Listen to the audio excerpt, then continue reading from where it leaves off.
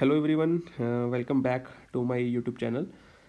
तो जैसा कि आप सभी जानते हैं कि हमने एक चैप्टर स्टार्ट किया था, दैट इज़ टेंस। और उसमें मैंने आपको काफ़ी चीज़ें बताई बेसिक से लेके कि टेंस होता क्या है, उसको आइडेंटिफाई कैसे करना है और उसकी टाइप्स क्या होती हैं। तो उसी को मैं इस वीडियो में एक बार कंसाइज करके आपको क्विक रिवीजन दूंगा और इसके बाद 3 लेसन्स और दूंगा जो कि बहुत इंपॉर्टेंट होने वाले हैं। तो पहले आप इस वीडियो को अच्छे से देख लीजिए, फिर आगे चलेंगे। टेंस क्या होता है? बेसिकली कोई भी एक वर्ब की फॉर्म होती है जो किसको इंडिकेट करती है, पॉइंट इन टाइम को। पॉइंट इन टाइम का मतलब 3 पॉइंट्स होते हैं। टाइम में कौन कौन से बेसिक पॉइंट्स होते हैं? Past, present and future. Past एक ऐसा पॉइंट होता है जिसको हमने एक्सपीरियंस किया और आगे निकला, that point is called past. Present एक ऐसा पॉइंट है जहाँ पे हम चीज़ों को लाइव एक्सपीरियंस कर रहे हैं, that is called present. Future एक ऐसा पॉइंट है जहाँ पे इमेजिनेशन होती है या फिर कह सकते हैं प्रेडिक्शन होती है, वो जस्ट भविष्यवाणी होती है। वहाँ पे कभी भी फैक्ट्स नहीं होते कि यहाँ ये काम होगा या नहीं होगा। जैसे मैंने कह दिया कि मैं शाम को बाहर जाऊँगा, अब जा भी सकता हूँ नहीं भी जा सकता, ये जस्ट एक इमेजिनेशन है, जस्ट एक प्रेडिक्शन है। कल बारिश होगी, इंडिया मैच जीतेगा, वो मुझे मिलने आएंगे, मैं वहाँ पे जाऊँगा। तो फ्यूचर का कोई भी जो पॉइंट होता है वो कभी भी फैक्ट नहीं होता, वो जस्ट एक इमेजिनेशन होती है, प्रेडिक्शन होती है, भविष्यवाणी। और उसी प्रेडिक्शन को एक्सप्रेस करने के लिए हम 2 मॉडल्स का यूज़ करते हैं जिसको हम कहते हैं विल और शेल। ये आपको लास्ट वीडियोस में पढ़ाया होगा, हम जस्ट एक रिकैप कर रहे हैं, रिकॉल कर रहे हैं चीज़ों को ताकि आपको चीज़ें क्लियर हो जाए, राइट। तो टेंस क्या होता है? बेसिकली वर्ब की फॉर्म होती है जो किसी भी पॉइंट इन टाइम को इंडिकेट करती है, ठीक है। ये टेंस कितनी तरह का होता है बताता हूँ कितनी तरह का होता है। Indefinite, continuous, perfect and perfect continuous. देखो हमने क्या पढ़ा कि जो टेंस होता है वो क्या होता है? वर्ब की फॉर्म होती है। अगर हम देखें वर्ब, वर्ब क्या होता है? वर्ब कोई भी एक ऐसा वर्ड होता है जो किसी एक्शन को रिप्रेजेंट करे। एक्शन को रिप्रेजेंट का मतलब, एक्शन का मतलब क्या होता है? किसी डूइंग या हैपनिंग को। अगर कोई भी वर्ड किसी डूइंग या हैपनिंग को रेफर करेगी, उसको एक्सप्रेस करेगी, तो उस वर्ड को हम क्या बोल देंगे? वर्ब। जैसे मैं आपको पढ़ा रहा हूँ, ये एक डूइंग है, तो इसको एक्सप्रेस करने के लिए मैंने क्या कह दिया? टीच। तो जो टीच वर्ड है किसी डूइंग को रेफर कर रहा है, तो इसी वजह से इसको हमने क्या कह दिया? वर्ब। मैंने कह दिया रेन। जो रेन है इसका मतलब बारिश होना, ये एक हैपनिंग को एक्सप्रेस कर रहा है, तो जो रेन वर्ड है ये किसी हैपनिंग को एक्सप्रेस कर रहा है, इसी वजह से हमने इसको क्या कह दिया? वर्ब। तो हैपनिंग और डूइंग को ही बेसिकली हम एक्शन कहते हैं, और इसी वजह से हम कहते हैं वर्ब क्या होता है? कोई भी एक ऐसा वर्ड जो किसी एक्शन को रिप्रेजेंट करेगा। वर्ब क्लियर हो गया? डिटेल में वर्ब चैप्टर में पढ़ेंगे, हमें उसका पार्ट चाहिए था तो मैंने उतना आपको एक्सप्लेन कर दिया। तो हमने पढ़ा टेंस एक वर्ब की फॉर्म होती है। वर्ब क्या होता है? एक एक्शन। एक्शन में बेसिकली क्या होती हैं? स्टेट्स होती हैं। क्या होती हैं? स्टेट्स। और उन्हीं स्टेट्स को एक्सप्रेस करने के लिए हमें वर्ब की क्या बनानी पड़ी? फॉर्म्स। हमने वर्ब की डिफरेंट डिफरेंट फॉर्म्स बना दी।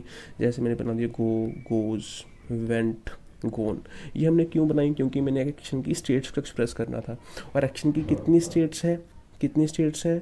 4। कौन कौन सी? Indefinite, continuous, perfect and perfect continuous. Previous videos में मैंने आपको एक्सप्लेन कर दिया कि ये स्टेट्स का मतलब क्या होता है, क्या क्या मतलब होता है। फिर से एक बार देख लेते हैं, चलिए। जैसे एक्शन की हमने देखा कि बेसिकली 2 स्टेट्स होती हैं। आप लॉजिकली सोचिए, इसमें कुछ इंग्लिश नहीं है, जस्ट रीजनिंग है। आप लॉजिकली सोचना कि एक्शन की 2 ही स्टेट्स होती हैं, या तो एक्शन कोई कंप्लीट होगा या एक्शन इनकम्प्लीट होगा। कंप्लीट इनकम्प्लीट आप समझ से होगे। अगर हमें एक्शन की कोई एक्शन परफॉर्म हो रहा है, अगर हमें उसका रिजल्ट मिल गया तो उसको हम कहेंगे एक्शन की कंप्लीट स्टेट। अगर हमें रिजल्ट नहीं मिला तो उसका मतलब एक्शन अभी इनकम्प्लीट होगा, तो उसको हम बोलेंगे इनकम्प्लीट स्टेट, राइट।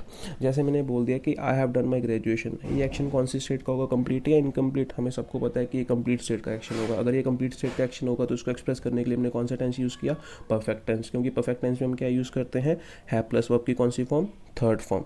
तो परफेक्ट टेंस हम हमेशा तब यूज़ करते हैं जब एक्शन की स्टेट क्या होती है? Complete, right.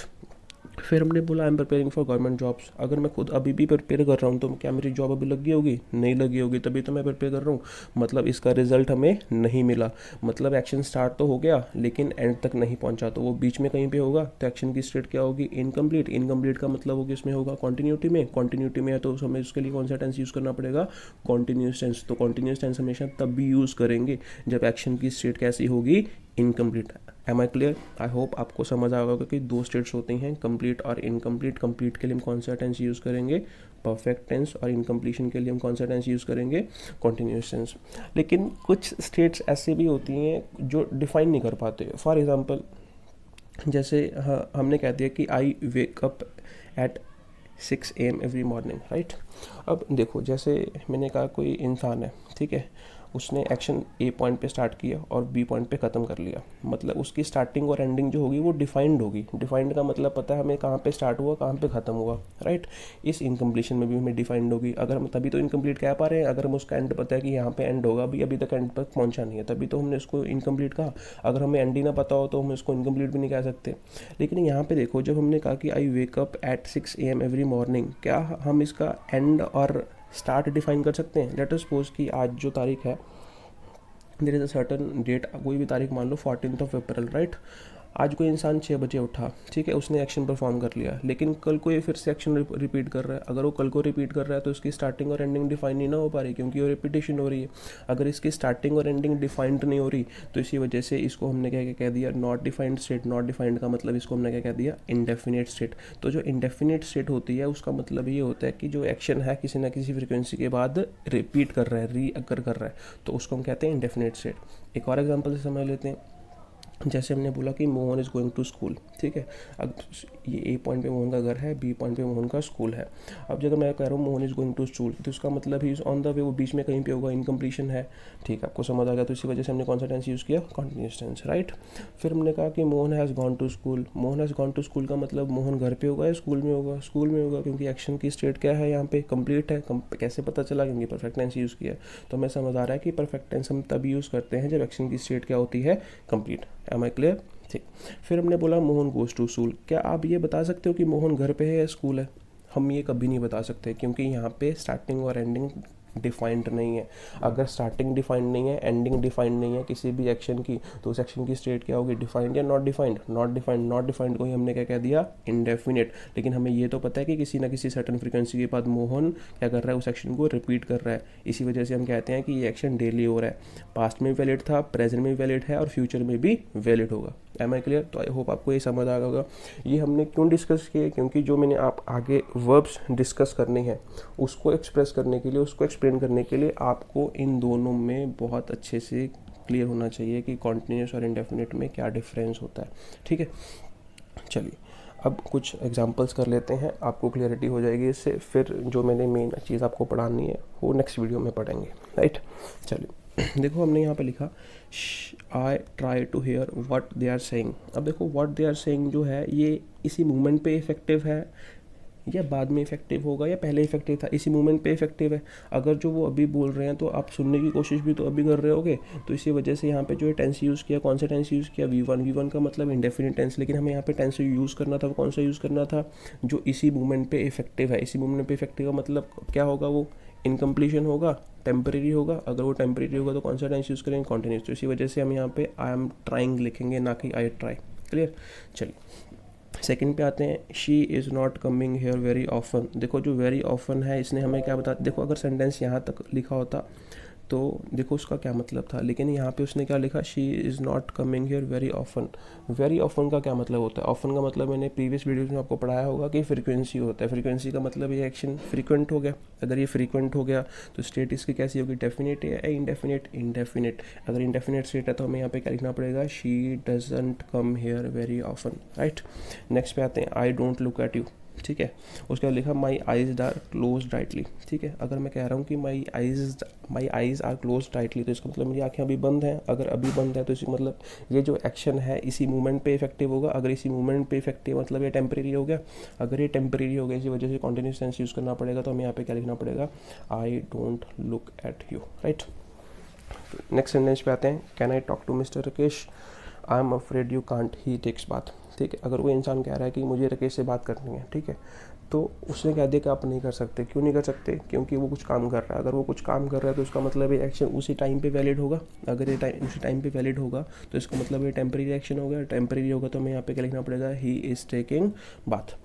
नेक्स्ट पे आते हैं, are you usually taking bread and butter for breakfast. देखो यूजली ने क्या बता दिया, फ्रीक्वेंसी। अगर फ्रीक्वेंसी बता दी तो हमें पता चल गया कि जो एक्शन है यहाँ पे इंडेफिनिट स्टेट का है। इंडेफिनिट स्टेट का तो इंडेफिनिट टेंस यूज़ करना पड़ेगा। तो इसी वजह से हमें यहाँ पे क्या लिखना पड़ेगा, do you usually take bread and butter for breakfast. Am I clear? Last sentence देखते हैं, he is playing tennis most weekends, ठीक है। अगर हम ये सेंटेंस को यहाँ तक लिखते हैं, ही इज़ प्लेइंग टेनिस, तो सेंटेंस ठीक था। इसका मतलब ये जो एक्शन है इस टाइम पे ऑन गोइंग है, इनकम्प्लीशन में है। कुछ टाइम बाद ये कंप्लीट हो जाएगा। लेकिन मोस्ट वीकेंड्स ने हमें क्या बताया कि ये जो एक्शन है फ्रीक्वेंट है तो इसी वजह से एक्शन की स्टेट नॉट डिफाइंड है, स्टार्टिंग और एंडिंग डिफाइंड नहीं है, इसी वजह से हमें यहाँ पे इंडेफिनिट टेंस यूज़ करना पड़ेगा। तो हमें यहाँ पे क्या लिखना पड़ेगा, ही प्लेस टेनिस। ठीक है, तो आंसर्स मैंने यहाँ पे लिखे हुए हैं, आप आंसर्स को चेक कर लीजिए।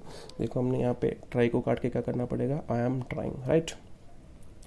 फिर हमने यहाँ पे देखा नेक्स्ट सेंटेंस में वेरी ऑफन क्या है, फ्रीक्वेंसी है, फ्रीक्वेंसी तो हमें यहाँ पे क्या लिखना पड़ेगा, she doesn't come. Next sentence में देखिए हमें क्या करना पड़ेगा, I am not looking at you. क्यों, क्योंकि जो इफेक्टिव है इसी टाइम पे इफेक्टिव है, अगर इसी टाइम पे इफेक्टिव है तो टेम्परेरी हो गया, टेम्परेरी के लिए हम टेम्परेरी स्टेट के लिए हम कौन सा टेंस यूज़ करेंगे, continuous tense, right. Next sentence में भी सेम इसी मूवमेंट पे इफेक्टिव है तो हमें क्या करना पड़ेगा, इज टेकिंग। सिमिलरली हमने डिस्कस किया कि यहाँ पे भी हमें करना पड़ेगा, do you usually take. Next sentence में हमने क्या किया, इस प्लेइंग को काट के क्या कर दिया, प्लेस। क्यों, क्योंकि जो मोस्ट वीकेंड्स है ये क्या है, फ्रीक्वेंसी। तो इसी वीडियो में इतना ही था, जस्ट आपको अभी तक के लिए इतना ही करना है। नेक्स्ट वीडियो में जो हम स्टार्ट करने वाले हैं तो उसमें आपको बहुत अच्छे से चीज़ें क्लियर होनी चाहिए, कॉन्टीन्यूस में और इंडेफिनिट में और परफेक्ट में क्या डिफरेंस होता है। अगर ये चीज़ समझ पाए तब भी नेक्स्ट वीडियो आप समझ पाओगे।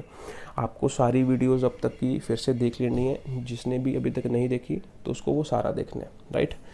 तो आज के लिए इतना ही करेंगे। अगर आपको लगता है कि हाँ मेरे आइडियाज़ यूनिक हैं, मेरे कंसेप्ट यूनिक हैं, तो अपने फ्रेंड्स के साथ, अपनी फैमिली के साथ, अपने कजन्स के साथ शेयर कीजिए। Thank you, bye bye.